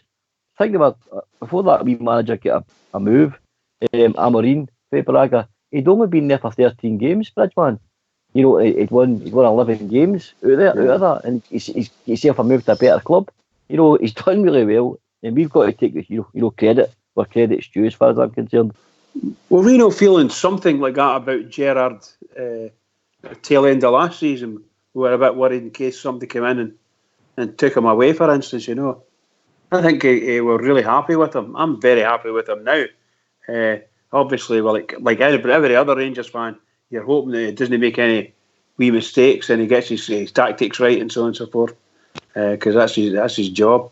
And I just hope nobody comes in and takes him away from us, seriously, because I think he could do wonders for us. If it wasn't for his form, or the club's form over the last 10 games, mate, let me tell you, we'd still been fearing probably January, and depending on where the league finishes, we'll still be fearing in the summer, because Steven Gerrard's done a fantastic job at Rangers. Domestically, 2 years in a row, it seems, the same thing's happened twice, and it has happened, you know what I mean?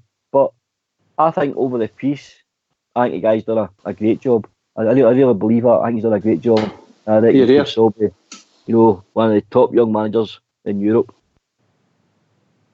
I understand people's frustrations, and if we get a result in the next 2 games, some of the bad results we have in a lot of ways will come more frustrating, if that makes sense. But that'll be because you look back and see, how did we not get the results against the other teams? But that's football.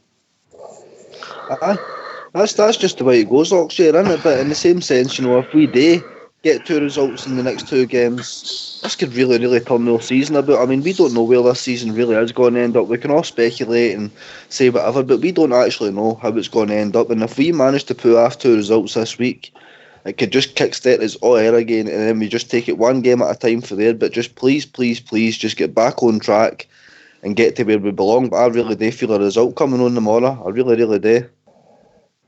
It'd be wonderful if it happened, for me anyway, and I dare say for God knows how many 100,000 Rangers fans all over the world. This is what they're waiting for. A wee result in Europe will do us a world of good.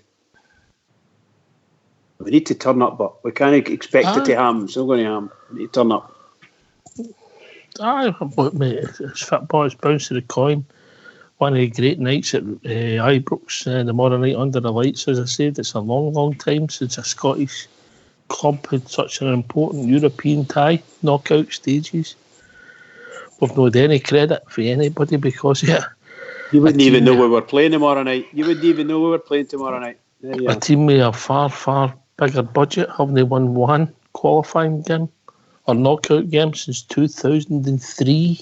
Port Vale, 2003.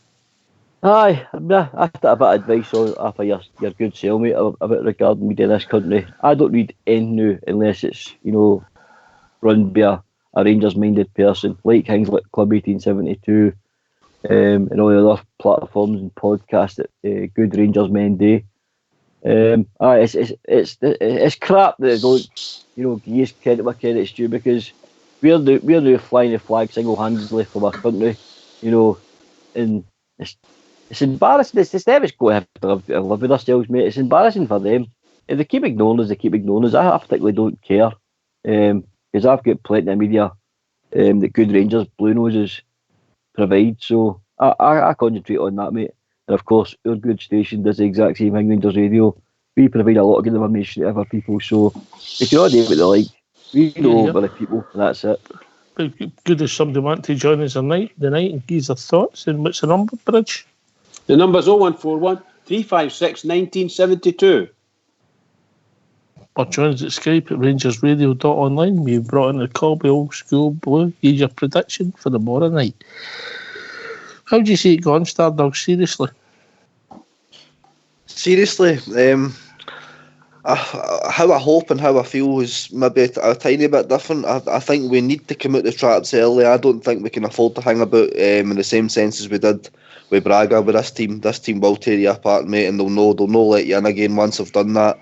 I think if you look at the last fixture against Porto, it speaks volumes, mate. They ragdolled Porto, even more so than what we did. They really tamed the game to Porto. So Rangers have got to come out the traps early tomorrow. But given ties, mate, we've got that in our team. We've got that to go and take the game to Leverkusen.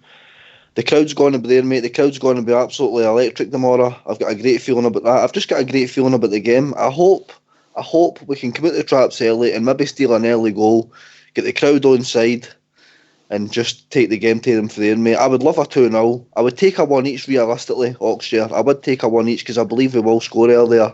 Whether we keep them out or not is a different matter, but I do believe we will score earlier. So I'd be happy with a draw, but I'll go 2-0 Rangers. All right, mate. I just want us to be in the tie after the 90 minutes, mate. Because I feel that this team have shocked us every time away from home, what they've done. And if we're still on the tie after the 90 minutes, even nothing each, I know that sounds no ideal, but we're still on the tie. Well, I think you'll find that's how we got there in 2008. I think the majority of our games at home were nothing each, and it was the away ties that were getting us through. Lisbon and that, Fiorentina, the penalties. So we've done it before. Mate.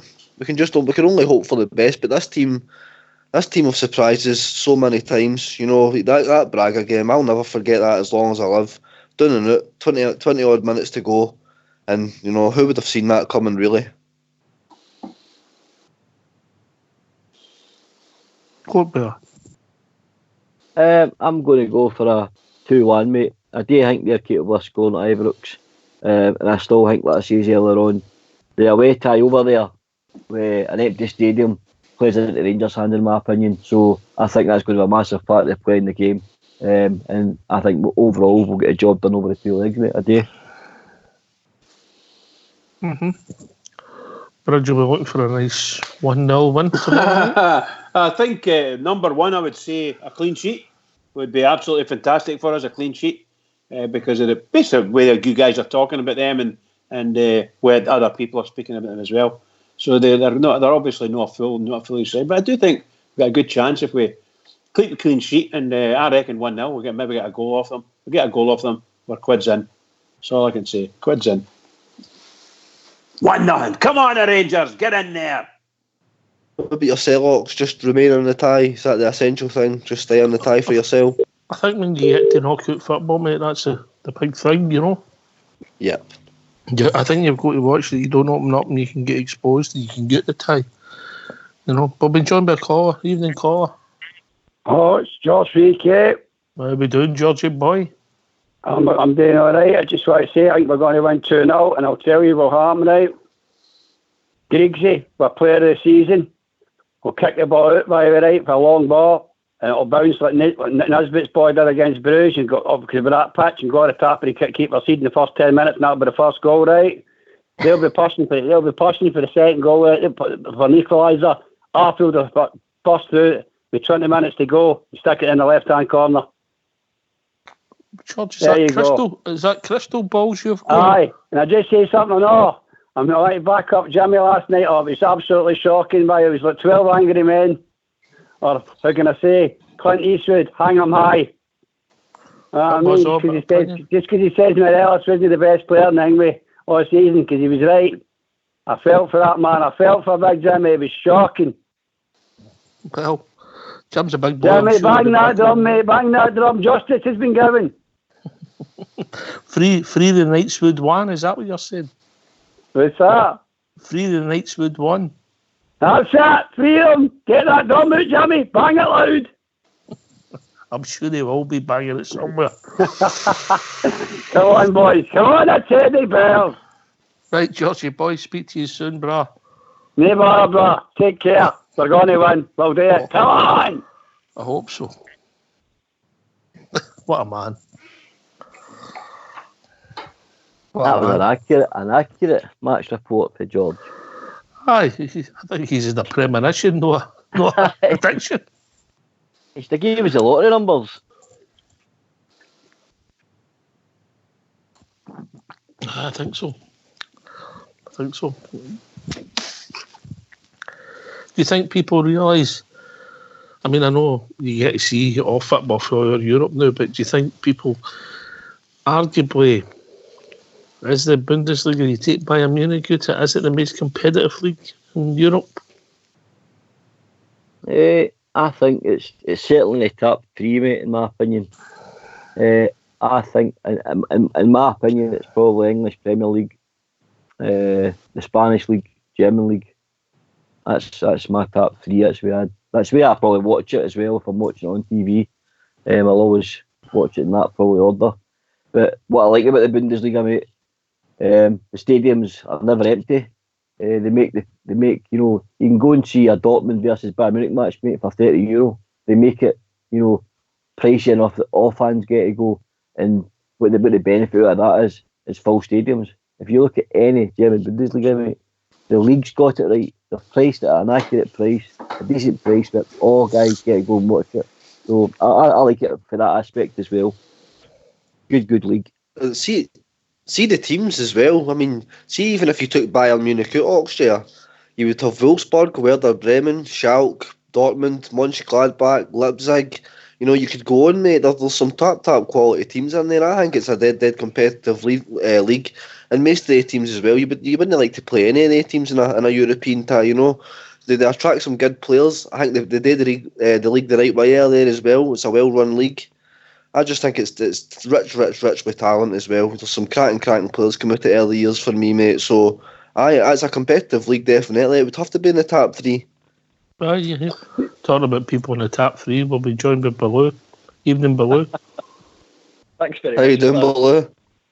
How you doing, boys? All right? All right, mate. Good lads. Join the show tonight again. Just thought I'd give you a wee bell. Nothing much to say. Just enjoying it. It's been a good crack. So, looking forward to tomorrow night like everybody else. I've got kind of a good feeling about it as well. Maybe not justifiably, but I just, like everybody's been saying, we've been doing it. It seems that our boys just know how to play in Europe, and that must have a lot to do with Gerrard, surely. I know it's a very different game for the Scottish game, so we've performed really, really well. If we can just keep on doing what we've been doing, I think we'll cause them some problems. We kind of leak goals, but we can score goals as well in Europe. So, no, I don't really have any worries about this tomorrow night at all. Wow! Wow! No, when I say that, I mean I'm not sitting here trembling. I wouldn't know. There's some games you've got into you think they could damage us, but I think this mob they're good, but so are we. And I like to be sort of. Actually, what was it you said, Oxy, a wee while ago about what was that again? It was a stat that you came up with. about another team local to Glasgow that haven't won. What was it? They've not won a knockout tie in Europe since 2003. Is that right? That's after the group stages. They've won it before in qualifiers, but isn't that interesting? Well, there you go. So, like I said, no, I've not got a lot of great concerns. I think we're a very good team in Europe. We play really good football. Who's that? Is that somebody? I don't know who's telling that was. Anyway, so I'm quite confident in the other night. As long as we can. Where's the confidence coming from? Is it the European run that's done that, or? I think actually I still think, I know we've not been performing greatly at home, but I know I keep saying it, but I've got a habit of watching games 2-3 times. And when I watch it the second and third time, you can see that they're actually still pressing. And there maybe should be getting better results. I agree with that. But I still go back on what I said and say, I think we've been dead unlucky. We've had so many deflections in the penalty box, just no bouncing our way. We've had bad decisions and all that sort of stuff. And unfortunately, we've been leaking stupid goals. And we've not even leaked that many goals, but the goals that we have cost us either 2 or 3 points, which is a real pain in the arse. And it's only been the last 12 weeks. So, but the point of view is we keep pressing, we keep playing football as much as you can when you get 10 men behind the ball. So, and I think they revel in it when they get to the stage in the European game where people try to play football against you, when people come out and when you get space to play into, that space that we're not getting week in, week out, that's making the difference for us in Europe. And I think it must have something to do with the way they train as well. I mean, they don't show you any training. The stuff they show you in training is the stuff they don't want it. They want MD to see. They don't want MD to see the real stuff. So it must be something to do with actually the continually. I mean, he often refers to the fact that he's doing well in training, so it matters to them. And I think they must have a really good setup for training. They must really work very, very hard on it. And that's how I think we work hard every single game. Some games, I know the 2 Hearts games and maybe even the Aberdeen game, but we haven't turned up or whatever. But generally speaking, I think we perform really, really quite well. We work hard, and I think that's what happens in Europe. We just get through, we get the space, and we have the guys that can score the goals. So that's what I'm coming for tomorrow night anyway. And I would take a bridge, but I fancy 2-0. I would take both the results, mate. Both the results. 2-0. I think 2-0. I think the second goal will come late, but I think we'll be. I think a 2-0. I could be well wrong, but there you go. Well, I have to take my hat off to everybody who says they're going to hope to get Rangers to win. Anything greater than a 1-0, it would be fabulous for me. Absolutely fabulous. Seriously. Well, I mean, I agree, but I mean that mob can score. Obviously, they're very, very talented. But yeah, these valuations that you see, all that sort of stuff. If you take a team for the Premiership in England and value their teams, I mean, it's like through the roof stuff. But could some of these players wouldn't get a game for Rangers right now. Yeah, so it's like, no, I'm quite relatively confident. See, Oxford, the last time we played in the last 16 in the Europa League, we also played a German team. We played Werder Bremen, and remember we beat them 2-0 at Ibrox, and we lost 1-0 away. I'll never forget Alan McGregor, that save onto the crossbar earlier as well. Wow. Did their goalie no throw one in at Ibrox, from memory? Was there no a right clear? Daniel Kuzan hit a 35-yarder, didn't he? And the goalie put it in, and then he spilt one for Davis as well for the second goal. The goalie had a howler that night. Right. The goalie played for Gladbach. And they had some great keepers. They had some great players at the time, so they did. Werder Bremen. They had that Diego in midfield, the Brazilian boy Graffiti up front. He was scoring goals for fun. Then we get two strokes of good luck that night, so you never know. Everybody seems to be saying 2-0, by the way. A lot of folks seem to be saying 2-0. So here's hoping. Yeah, that's what I'm saying. I'd be delighted if we win. And if it's any more than one, I'd be absolutely over the moon. That's a fantastic score to take over there. Fantastic score. As long as we don't lose a goal. I'm going to bring Fox in, Billy, see what he's going to say. He might go for 3-0 now. Even Fox, even how we doing, Mucker? I think his medication need to be off. I'm struggling on, mate. Struggling on. That gender transfer's no taken too well, mate. All right, okay. You're one of the gender brothers. That was Bender, wasn't it? I think we've got to be realistic about tomorrow night. We're playing a team that is far, far outranking us in Europe. Yeah. I personally would play 5-4-1. I think we've got to keep ourselves in the game and maybe have a go in the last 20 minutes and see if we can get in front. The way Bayer Leverkusen set up, they play a 4-2-3-1, and the three in the midfield, mate, are just trying to get in between your lines all the time. We can't afford to give them any room whatsoever. If they start running at our central defence, I think we're in trouble. But if we can keep a clean sheet to the last 20 minutes, bring on some fresh legs and have a go, then we could maybe escape with a 1-0. That's what I'm hoping. Fox, see when you're playing 5 at the back, would you play the 3 centre backs or would you drop some a sitting midfielder? I think we're leaving ourselves open, going 4-3-3. I would play the 3 centre backs, make 2 wing backs. Would you play them as 3 centre backs, Fox, or would you play 2 with 1 in front? No, I'd play them as 3 centre backs. We've got to keep the door shut. And my midfield would be I had it all worked. Arfield on the right, Davis, Aribo and Kamara. We've got to control the midfield and flood the midfield to keep ourselves in the game, and that's what I'm hoping we do with Alfie up front. So Alfie up front then? That was the next question. So you would drop your wingers then, Fox, basically? Go with Kambari for an hour, mate, and then tell Alfie to go in. No, I think I'd keep it at that to the last 20 minutes and then bring on my pace players and Kent and maybe bring on the young boy, what do you call him? Hadji, aye. And maybe Canberra for fresh legs. Alfie needs to work his socks off tonight. The midfield need to work their socks off. There'll be a lot of tired legs, so we need to replenish some energy into the side in the last 20 minutes, and that's where I'm hoping we can sneak a goal. The movement's unreal, Fox, isn't it? You know, what you're saying about the midfield. Havertz, they play in between the lines, you know, they run them channels.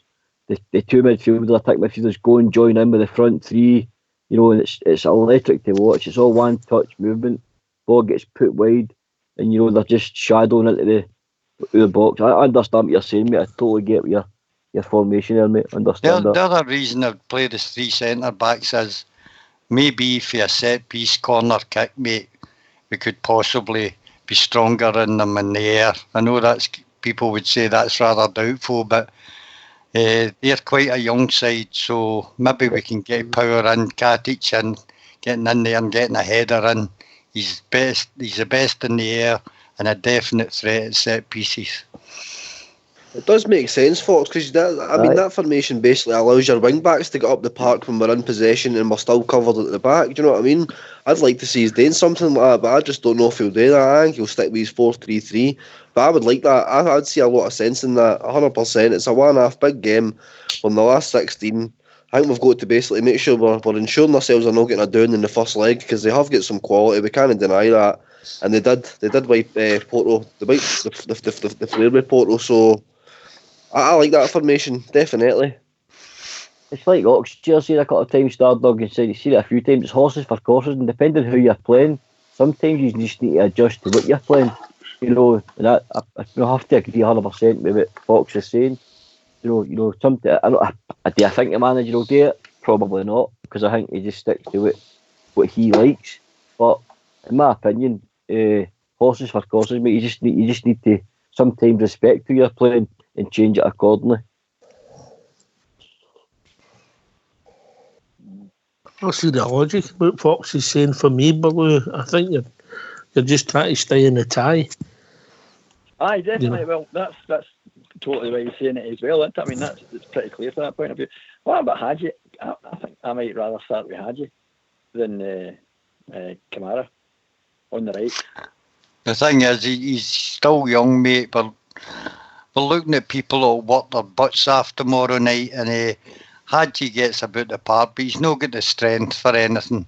He's very creative. That's how I would keep him for the last 20 minutes. He could maybe come on and do something special in the last 20 minutes. Whereas the midfield that we start, we need to work and work very hard to keep us in the tie.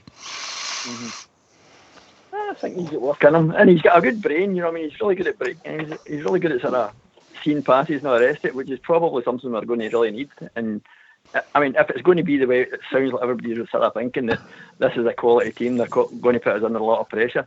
I think we're going to need somebody that can see an out ball really quickly. I mean, I just like Hadji. I just think he's a quality player. But I get your point. If we keep ourselves in the game, mate, we've got another week to get some of our injured players back. So at all costs, we need to stay in the game. I'm with you, and I know Oxy are saying the same. He says as long as the tie's still alive by the end of tomorrow night, that'll be perfect. And Can I come in next year? I wouldn't go, mate. I was just going to say, one of the boys, the wheels is put in the lobby. The game might not even go ahead tomorrow. UEFA have got a meeting.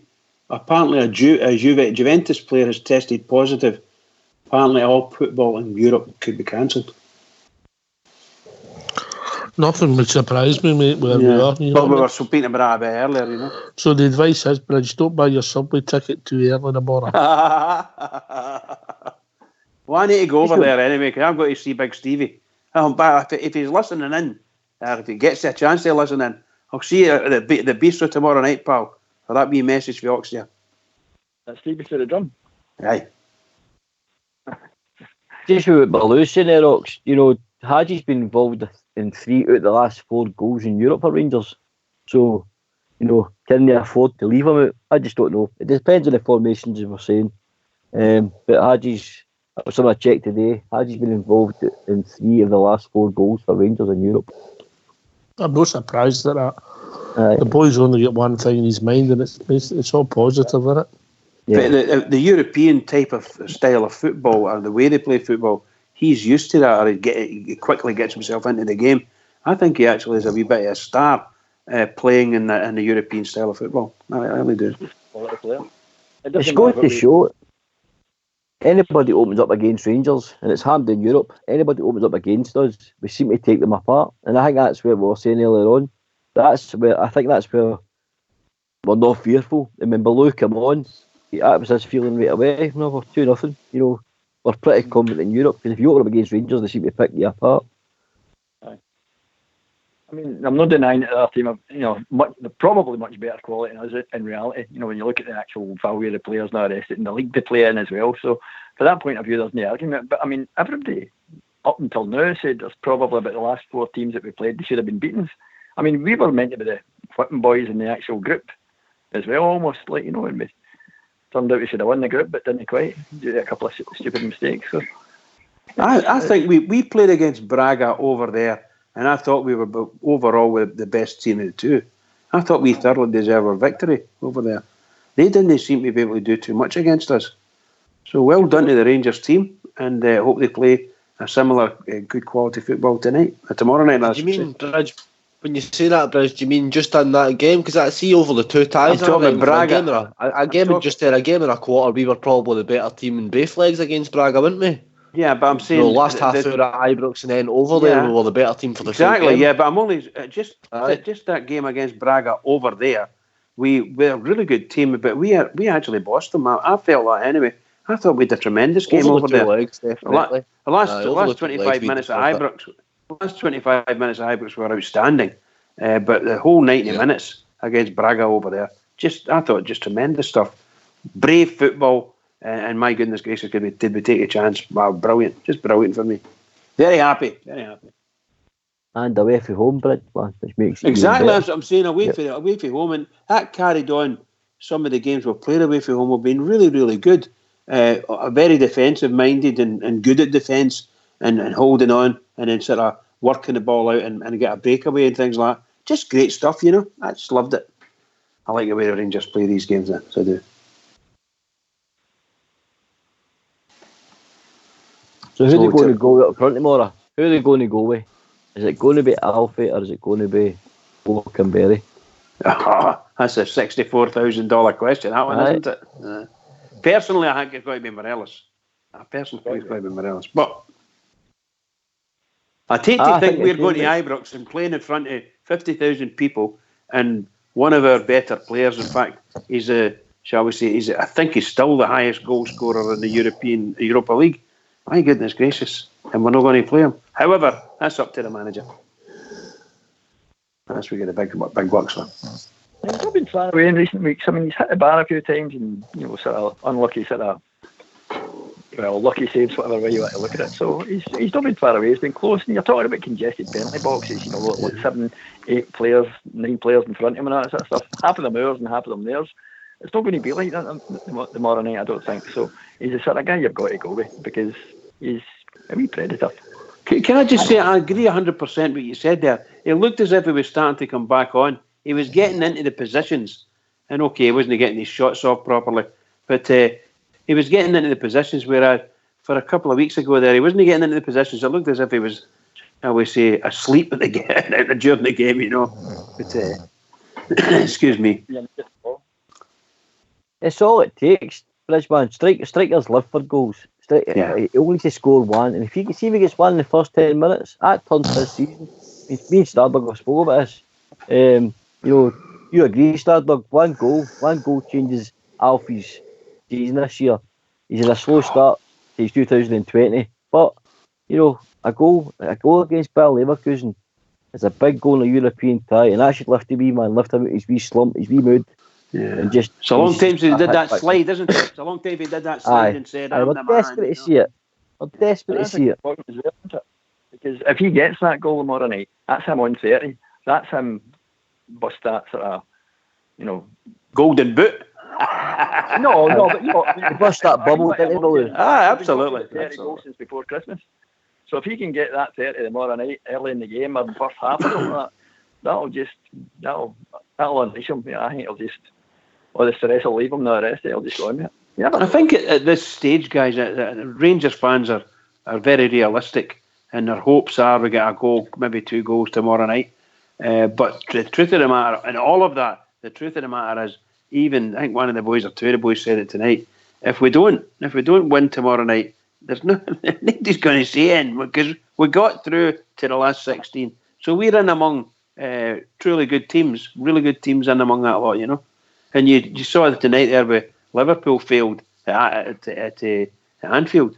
I mean, just unbelievable stuff, unbelievable stuff. It's elite level, Bridge. This is elite. Oh, absolutely, level, absolutely. In my opinion, you're playing the Europe's elite. Let me tell you, if we get a result against Bayer Leverkusen, in my opinion, tomorrow, if we get that result, that's going to be one out in my era of supporting Rangers. Yeah. Probably going to be the top 2 results in my opinion. They're a fantastic side. Is that you, Port? How can you have these thoughts? I know. I'm just laughing. Yeah, I think somebody's fell asleep at the wheel. But Paul Bear, I'll go one further. I think if we go out there and we're still on the tie, that's an achievement in itself, mate. Never mind getting the win tomorrow. I think if we go out to Leverkusen still in the tie below, that's got to be an achievement in itself, isn't it? Oh, definitely. No doubt about it.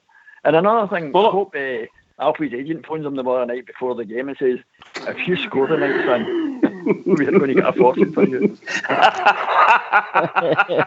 I'll tell you what, mate, you might say that, but the win, there's money involved if you can get a win tomorrow night. Absolutely. Big stuff. But Oxley said that earlier in the night. He was saying that as long as we're still in the game, going away, we should be pleased with ourselves. Put it that way.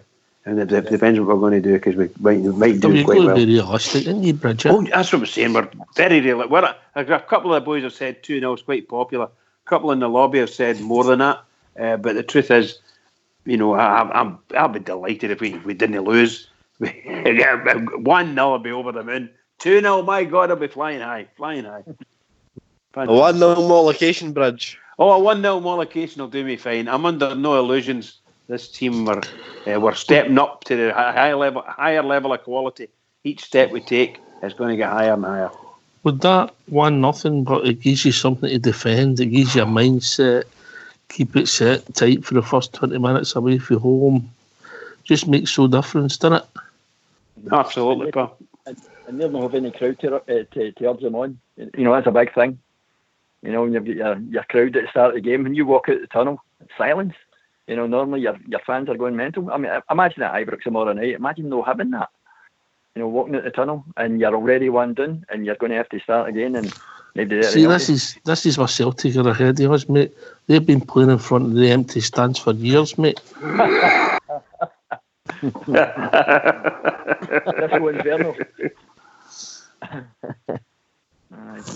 I watched a thing earlier on last year with Barry Ferguson, you know, and he was talking about playing. Remember when we played Inter Milan at the San Siro behind closed doors, you know, and he was talking about that, and he says, you know, it's just not the same. You come out and you're stoned and there's nobody there. That stadium has 90,000 or whatever.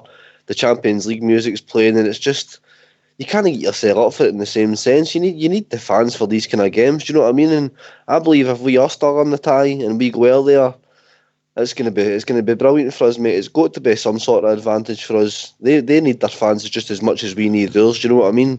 Like Blue just said there, could you imagine having to watch that on the telly tomorrow and Ibrox is empty?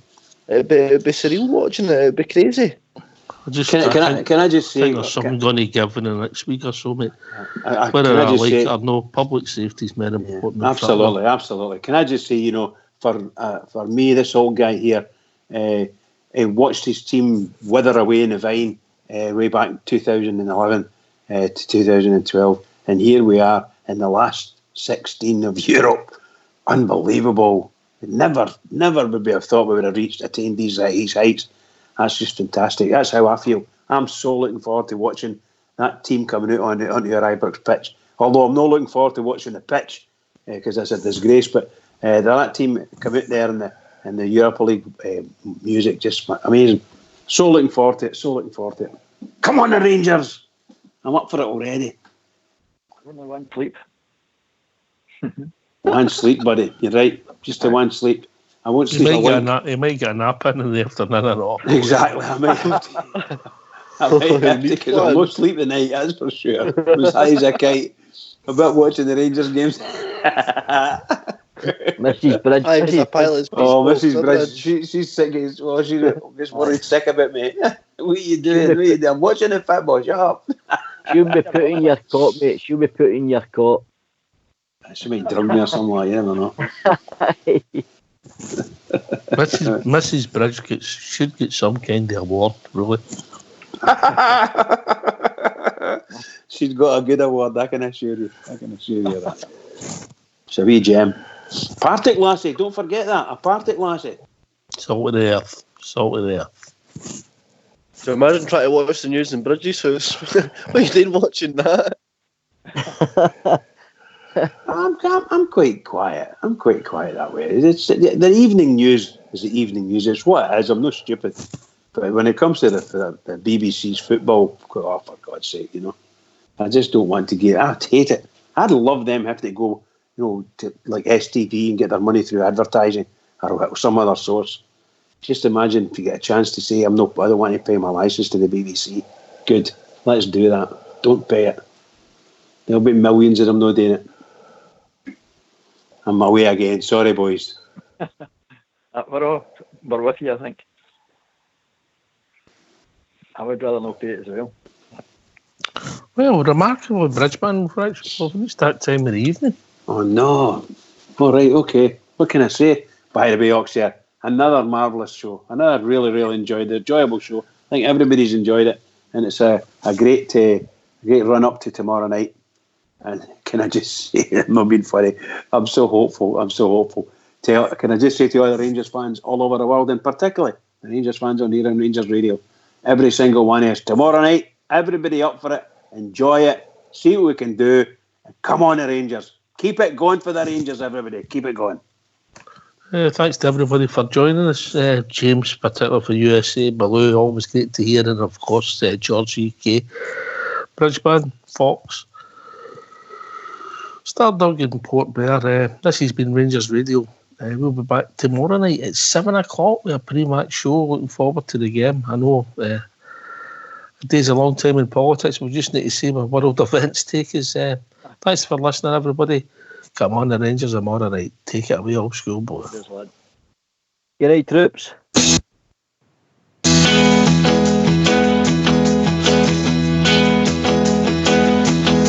sailed the wild Atlantic, across the broad Pacific shore. I sailed around the stormy capes and heard the forties roar. And wide the Indian Ocean, I sailed the China Sea. But there's a sea back home in Scotland, more than all the rest to me. It's the blue, blue, blue sea of my rock. It's the cleanest sight that I have ever seen. It's the blue, blue, blue sea of my rock. And it's not on the really get clear clean. No more I'll sail the seven seas, no